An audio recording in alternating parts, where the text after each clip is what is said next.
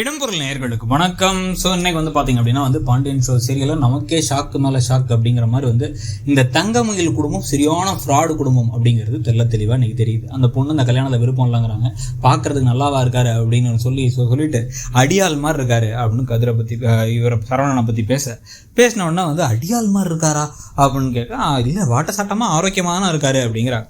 So அப்போ இல்லைம்மா நம்ம எவ்வளோ பொய் சொல்லி வச்சுருக்கோங்க, எதுக்கு பையன் அப்படின்னா தோட்டம் துறவு இருக்குது, சொந்த வீடு இருக்குது, நல்ல வேலைக்கு போகிறாரு, அவங்க அம்மாவை பார்த்தாலே புள்ளப்பூச்சி மாதிரி இருக்குது, மாமியார் குடும்பம் உனக்கு இருக்காது, எல்லா சைட்லையும் நமக்கு பிரச்சனை, உங்கள் அப்பா எல்லா சைட்லையும் பிஸ்னஸ் பண்ணுறான்னு எல்லாத்து காசையும் அழிச்சிட்டாரு, நம்ம கையில் காசும் கிடையாது, 2 பொம்பளை பிள்ளைங்க இருக்கீங்க அப்படின்னு பேசிக்கிட்டு இருக்கும்போதே இப்போ கூட ஒரு எண்ணெய் மில் வைக்கலான்னு இருக்கேங்கிறாரு அந்த மாணிக்கம்.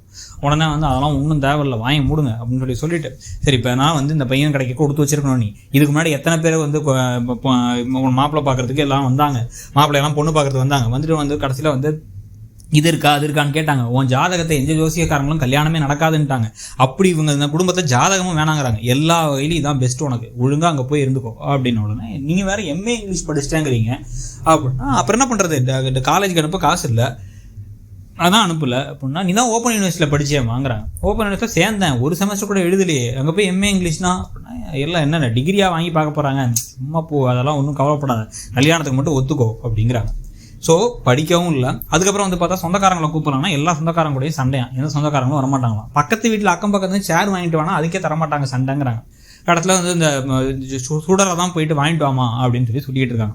ஸோ இப்போ எல்லா சைட்லையும் இவர் கேட்டால் என்னென்னு கேட்டார்னா, படிச்சிருக்கணும் ஆனால் வேலைக்கு போகணுங்கிற அவசியம் இல்லை, பொண்ணு ரொம்ப அமைதியான பொண்ணாக இருக்கணும், பொண்ணுக்கு சொந்தக்காரங்க நிறைய இருக்கணும் அப்படின்னு இவர் என்னென்னலாம் குவாலிஃபிகேஷன் பாண்டியன் வச்சுருந்தாரோ அது எதுவுமே தங்கமயிலுக்கு கிடையாது. இதுக்கு தெரியாமல் அங்கே பார்த்தீங்க அப்படின்னா ஃபேமிலியில் எப்படா கிளம்பலாம்னு எல்லாம் வெயிட் பண்ணிட்டுருக்காங்க. சூப்பராக சரவணனை கிளப்பி கூப்பிட்டு வராங்க. குழலி அவங்க ஹஸ்பண்டோட வந்துட்டாங்க, அவங்க குழந்தைய காணவே காணோம். உடனே வந்ததுக்கப்புறமா எனக்கு ஏற்கனவே கடுப்பாக இருக்குது, இவங்க 2 பேரும் கல்யாணத்துக்கு ஒத்துக்காமல் இருந்தது அப்படின்னு சொல்லி இவன் கல்யாணத்தை இவனுக்கு ஓடி பே பண்ணது எப்படி தான் பண்ணானுங்கன்னே தெரியலையே, இதில் வேறு இந்த விஷயத்தையும் என்கிட்ட சொல்லாமல் விட்டுருந்துருப்பீங்க அப்படின்னு அவங்க பேசிக்கிட்டு இருக்காங்க.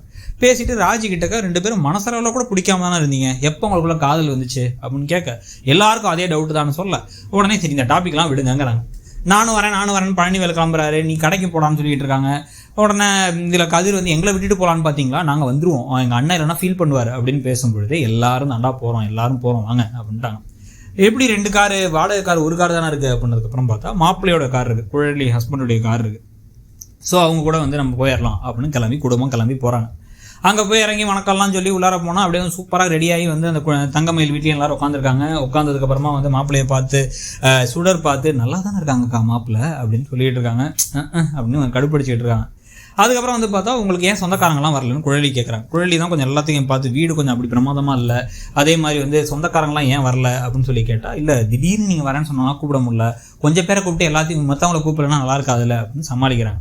ஆனால் இந்த குடும்பம் பார்த்தீங்கன்னா பாண்டியன் குடும்பம் எல்லாத்தையும் சொல்லிடுறாங்க. கதிர் ராஜி இது மீனா செந்தில், நீங்கள் மீனா அங்கேயே பார்த்துருப்பீங்க, 2 பசங்களும் லவ் பண்ணி கல்யாணம் பண்ணிட்டாங்க. அதுக்கப்புறம் எங்கள் அண்ணனுங்க வீடு கூட கொஞ்சம் பிரச்சனையாகிடுச்சு, பேசுறது இல்லை, ஏதோ இப்போ தான் பிரச்சனையான மாதிரி, இல்லைனா எங்கள் சைடில் பெரிய குடும்பம் தான் அப்படிங்கிறத சொல்லிட்டு இப்போ நான் பேசுறது இல்லை, அதனால தான் எங்களுக்கு நல்ல பெரிய குடும்பம் வேணும்னு நினச்சோம், உங்கள் சொந்தக்காரங்களாம் எங்கே அப்படின்னா, அதெல்லாம் நிறைய பேர் இருக்காங்க, எங்கள் சொந்தக்காரங்களாம் கல்யாணத்துக்கு அப்புறம் உங்கள் சொந்தக்காரங்க ஆகிடுவாங்க, கவலைப்படாதீங்க அப்படின்னு பேசிகிட்டு இருக்க.